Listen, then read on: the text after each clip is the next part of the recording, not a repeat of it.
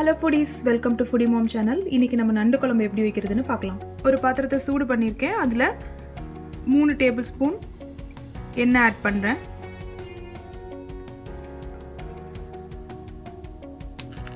எண்ணெய் சூடானதும் அதுல கொஞ்சம் கடுகு ஆட் பண்ணலாம்.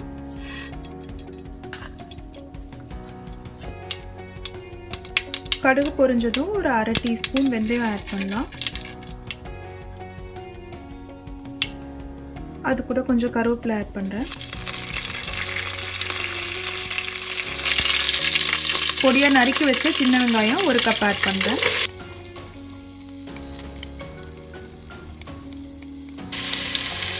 அது கூட 3 பச்சை மிளகாய் ஆட் பண்றேன்.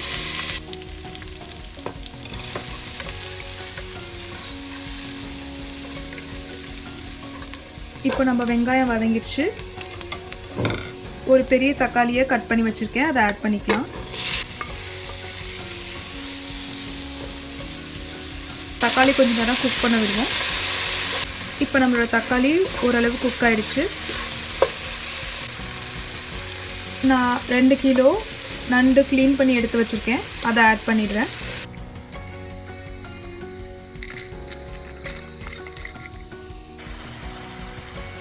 இதில் 3/4 டீஸ்பூன் மஞ்சள் தூள் ஆட் பண்ணுறேன்.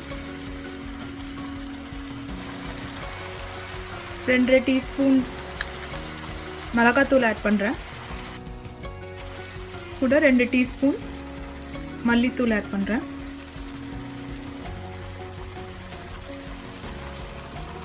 கல் உப்பு கொஞ்சம் ஆட் பண்ணுறேன். ஒரு பெரிய எலுமிச்சம்பழம் சைஸ் அளவு புளி ஊற வச்சுருக்கேன். அந்த புளி கரைச்சலை இப்போ ஆட் பண்ணிடலாம்.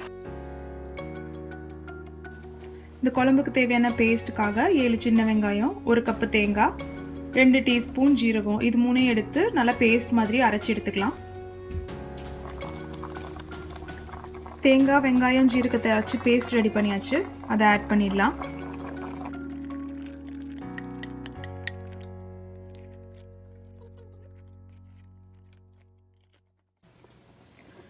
இதை ஒரு 15 நிமிஷம் கொதிக்க விடலாம். அதுக்கப்புறம் நம்ம இதில் தேங்காய் பால் ஆட் பண்ணலாம்.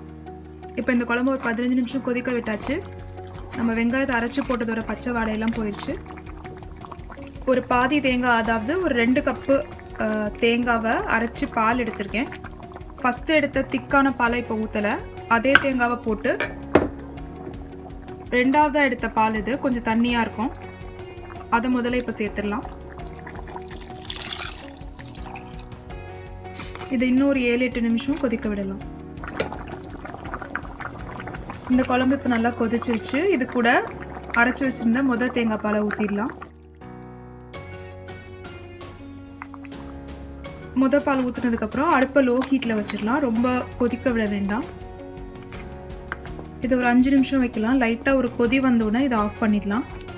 ஆஃப் பண்ணதுக்கு அப்புறமா தான் இந்த குழம்பு திக்காகும். இதை மூடி வச்சிடலாம்.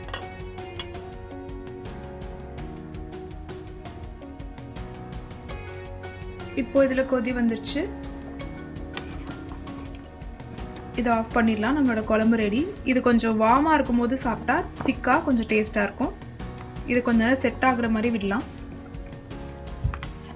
இந்த அளவு ஒரு 5லிருந்து 6 பேர் இருக்க ஃபேமிலிக்கு போதுமான அளவு.